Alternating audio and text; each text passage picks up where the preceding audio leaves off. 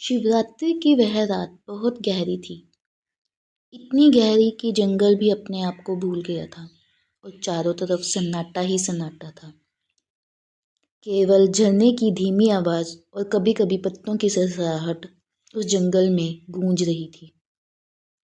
उसी जंगल में एक शिकारी आया। वह कोई दुष्ट व्यक्ति नहीं था, बस जीवन से जूझता हुआ एक साधारण प्राणी था। दिन भर भटका, परंतु उसे कोई शिकार नहीं मिला। भूख से पेट जल रहा था, प्यास से गला सूख रहा था। रात होने लगी तो उसे डर लगा, इसलिए वह एक पेड़ पर चढ़ गया। पेड़ पर बैठा वह नीचे देखने लगा। अंधेरा इतना गहरा था कि उसे कुछ दिखाई नहीं दिया। उसे यह बिल्कुल पता नहीं था कि उसी पेड़ के नीचे एक शांत शिवलिंग है, जो वर्षों से उसी जंगल में मौन तप में स्थित है। शिकारी की थैली में कुछ सूखे पत्ते थे। वह उन्हें साथ लाया था ताकि जरूरत पड़ने पर आग जलाकर जानवरों को डराया जा सके। थकान और कमजोरी के कारण उसके हाथ पैर कांप रहे थे। हवा चल रही थी और पत्ते उस थैली से फिसलकर नीचे गिरने शुरू हो गए। वे सीधे शिवलिंग पर जा गिरे। शिकारी ने ध्यान नहीं दिया। उसके मन में कोई पूजा, कोई भाव, कोई मंत्र नहीं चल रहा था। वह तो बस अपनी जान बचाने की कोशिश कर रहा था।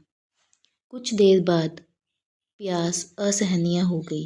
वह झरने की ओर झुका और पानी पीने लगा।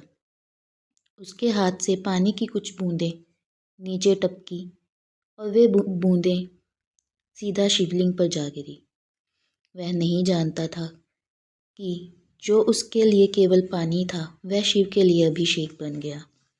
रात और गहरी होती गई। डर के कारण वह बार बार पत्ते तोड़कर नीचे फेंकने लगा ताकि कोई हिंसक जानवर उसके पास न आ सके। हर पत्ता जो गिरता अनजाने में शिव को अर्पित हो जाता। उस रात शिकारी ने न व्रत रखा, न स्नान किया, न मंत्र पढ़े, न दीप जलाया। फिर भी उसकी हर मजबूरी, हर भय और उसकी विवशता पूजा बनती चली गई। शिव सब देख रहे थे, क्योंकि शिव भाव देखते हैं, विधि नहीं, नियम नहीं, नियत नहीं। वह देखते हैं तो निष्पाक मन। धीरे धीरे शिवलिंग से एक हल्की नीली रोशनी निकलने लगी। जंगल का अंधेरा पिघलने लगा। झरना शांत हो गया। हवा थम गई। शिकारी ने नीचे देखा तो उसका शरीर कांप उठा।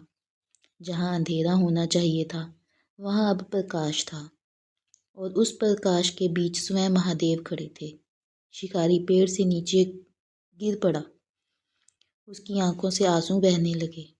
वह रो रहा था, डर से नहीं, बल्कि उस शांति से जिसे उसने कभी महसूस नहीं किया था। वह बोला, प्रभु, मैं तो पापी हूँ। मैंने तो आपको पहचाना नहीं, जाना नहीं। मैं तो शिकार करने आया था। महादेव ने शांत स्वर में कहा, तू पापी नहीं है, तू ज्ञानी था और अज्ञान में किया गया निष्कपट कर्म अहंकार से भरे ज्ञान से कहीं ऊंचा होता है। शिकारी का सिर झुक गया। उसके भीतर वर्षों का बोझ टूटने लगा। उसकी भूख, उसकी प्यास, उसका डर सब समाप्त हो गया। महादेव बोले, जिसने जानबूझकर पूजा की वह फल चाहता था, और जिसने अनजाने में पूजा की वह स्वयं पूजा बन गया। शिकारी का शरीर धीरे धीरे प्रकाश में बदलने लगा। उसके पाप नहीं जल रहे थे, उसकी पहचान जल रही थी। अब न वह शिकारी था, न जंगल का प्राणी। वह केवल शांति थी। पूरा जंगल उल्लास से भर गया। वृक्ष, झरना, आकाश सब साक्षी बने और फिर वह प्रकाश महादेव के साथ शिवलोक की ओर विलीन हो गया। जंगल फिर से शांत हो गया। पेड़ वहीं थे, झरना वहीं था, शिवलिंग वहीं था। बस एक बात बदल गई थी।